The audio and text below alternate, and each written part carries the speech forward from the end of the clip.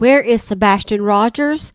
I have some questions, and so do you. Missing teen has now turned into a more grim situation. The police believe that foul play may be in play here in the case of missing 15-year-old Sebastian Rogers. No clues, no scent, no video, no sightings. He left with no shoes, his flashlight, and his glasses. And he left his phone. Dig deeper, which is now most important of all times. If you know anything, please come forward. I want you to take a listen at what his mother says happened the day he went missing. Tell me what happened the day that Sebastian went missing. I know that his mom said that he was having a good day. He had had a great weekend. So do you want to walk us through what that looks like again for everybody? He did have a really good weekend, actually. When we come home from having supper that evening, he was playing.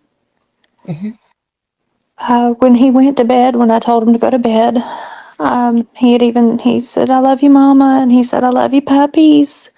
A little later in the evening, I myself went to bed, and when I went to wake him up for school, he wasn't here. And you did tell me that Sebastian is not a runner. He's not. It's okay. Take your time. Sebastian does not have a history of running. The young man doesn't go outside very much. I mean, everybody in the neighborhood knows him. He is very to himself, so to speak. Between the hours of 12 and 6, he has basically vanished. Walked out of the house, the door was locked, and gone. He didn't take a phone. None of his shoes are missing.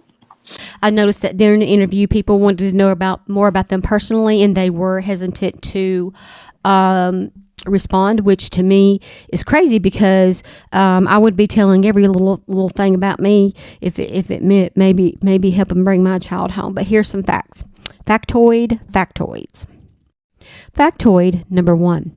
They bought their house in late 2022. I want to say August, September 2022. The house that's in Hendersonville, you know where it is by now on the map. If you're a TrueCom follower, I don't have to get out the address. I won't, but we know where this house is. Factoid number 2.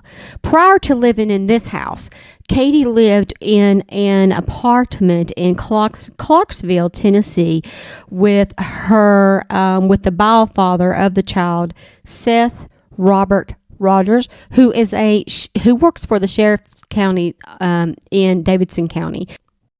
Factoid number 3.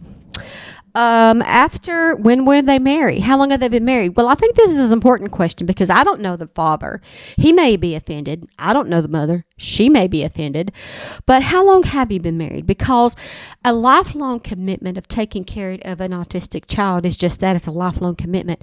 And so I think the question of how long you have been married is a logical and expectative one.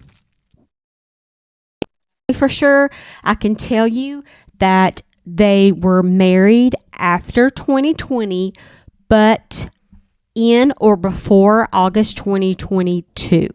I can give you that timeline. So I would say 2 to 3 years they've been married.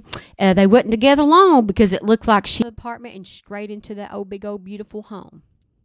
Dad, who says that, well, I was out of town at work. Okay, where? That's important. I know the investigators are doing their thing, but if you're out of town for work, where? I would like to know where that was. In the interview, oddly, he said the door was locked from the outside or from the inside. My stepdad telling this story like he's Nancy Grace. Mom fell asleep around midnight. I talked to mom. Mom woke up. Mom went to bed. He's 40. He's got a ongoing custody case in another state. What do you guys think? No scent, no cameras, no sighting. Did he get abducted by aliens? I suspect foul play, and I know y'all do too. I'll keep you updated. The Amber Alert is still ongoing. Let me know what you think in the comments.